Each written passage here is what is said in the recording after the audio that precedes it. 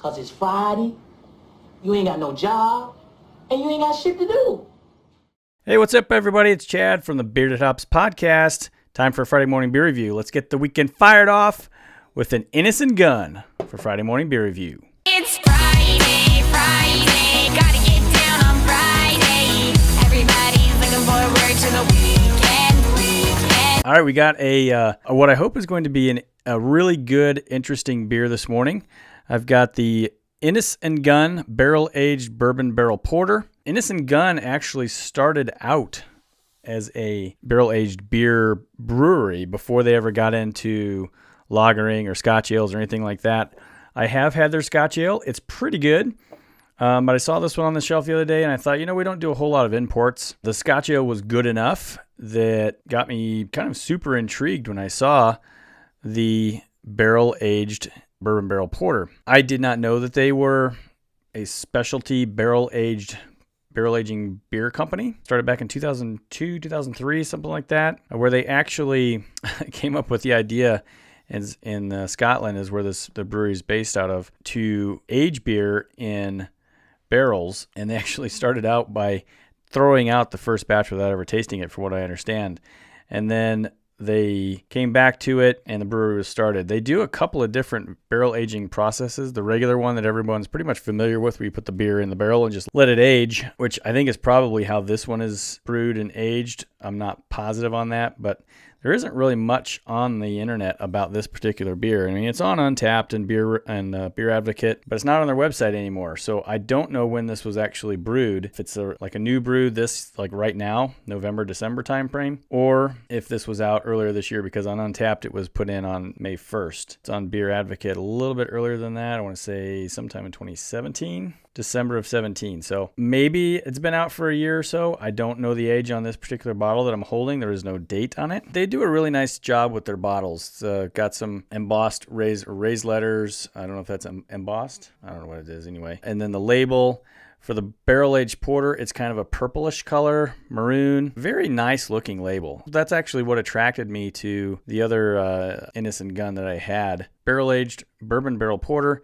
Deep, rich, and complex. This is an 11.2 fluid ounce bottle. On the back it says bourbon barrel porter is the coming together of Kentucky and Tennessee bourbon barrels and Scottish craft beer. Complex and dark, this beer is matured using our unique barrel aging process to give it a depth of flavor with notes of chocolate, vanilla, and orange. We spent more than a decade perfecting our craft. Find out how we put the barrels into the beer at innisandgunn.com. So I did do that. They do the regular barrel aging process, but they also, now I'm assuming that since it says that this one is matured using their unique barrel aging process, and that is to take the barrels themselves and put them in the beer. So they brew the beer and then put the barrels in the beer rather than the beer in the barrels. I have not had a beer that is brewed this way. Let's get going on that. The cap is that same purplish maroon color.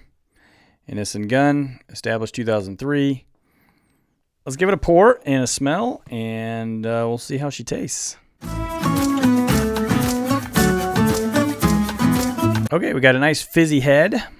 It sounded a lot like a Coke or a Pepsi. What's left behind here is about a half-inch head that's going to dissipate. The bubbles are big, kind of what we're used to seeing in barrel-aged beers.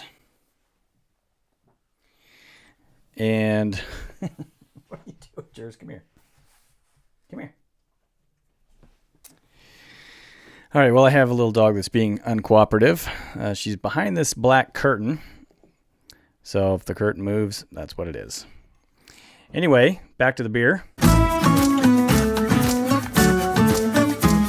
The old sniff.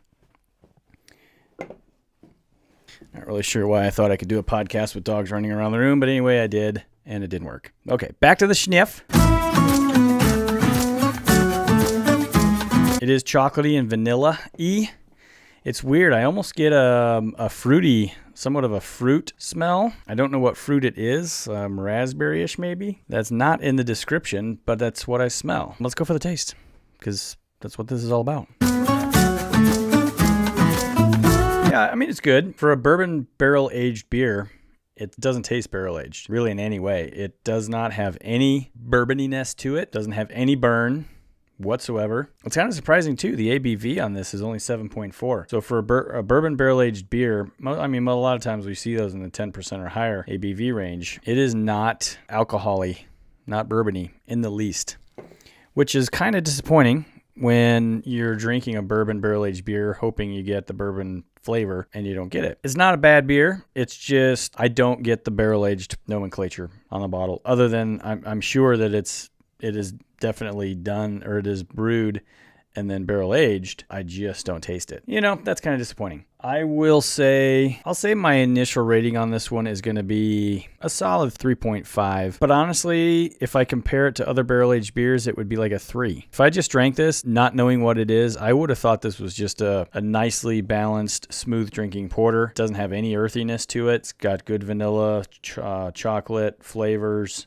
It's got a good smell. I'm gonna take those two and put them together. I'm gonna bump that down to an initial rating of 3.25. Beer Advocate has this rated on an average at 3.68 with only 13 ratings checked in since December of 2017. Go over to Untappd. There's 1,000 total check-ins, 952 unique, and it has an average rating there of 3.83. Pretty good average across the board. I did not go through and read any comments on this. I mean, everybody likes it.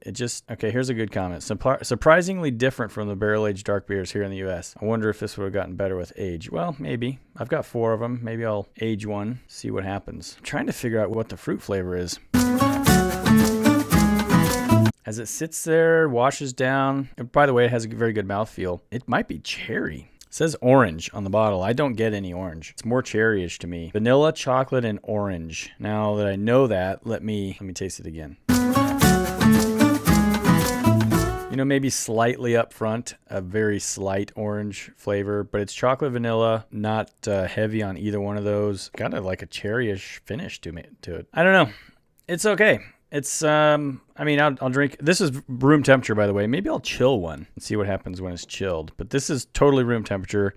I bought it off the room temp shelf, brought it home, and it's been on my shelf here in the office for the last few days. Might have to chill one just to see. The Innis and Gunn story, like I said, started in 2002. Dougal Gunn Sharp is the master brewer, was asked to create a beer to mature in bourbon barrels to impart a sweet malty flavor. That beer would then be thrown out, and the barrels would go on to aged spirits. But then Dougal had a brainwave. What if this was the start of something great? Now, this was in 2002. Barrel aging had been around for a little while here in the United States, most famously with Goose Island. But they've done a pretty significant range of beers since then. 2013, the barrel-aged lineup. So they did 10 years of just barrel-aged beers. Then they did a lager, and then the IPA, and then I think the Scotch Ale was brought on after that. So they acquired the Inverelmond Brewery in Perthshire in Scotland, which is where the beer is currently brewed. That's it. That's the story of Innis and Gunn and my short, quick review, Friday morning beer review of the bourbon barrel-aged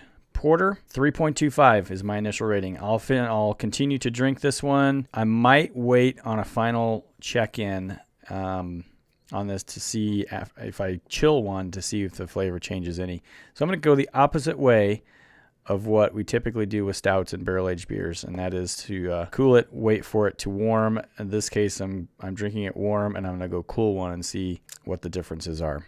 Check me out on Untappd. Cadillac907 is my username there. My boys that I do the podcast with, Adam and Jake, are also on Untappd, and Jake, I think, is DeSnake, and Adam is Tattooed Bacon, I think. Probably should confirm that. But anyway, enjoy your weekend, everybody. Go grab a beer. If you find this one, I'd recommend trying it. It's definitely a good beer.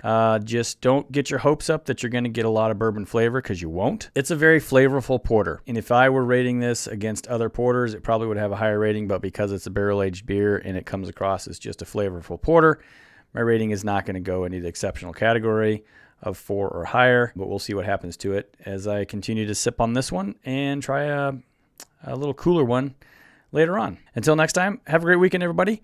See you later. Check us out on our regular podcast, Bearded Hops.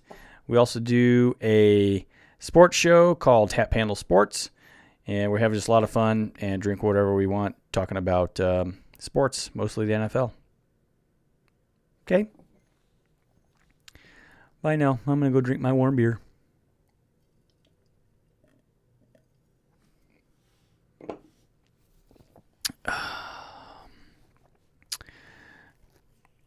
Not a super yummy, just a yummy.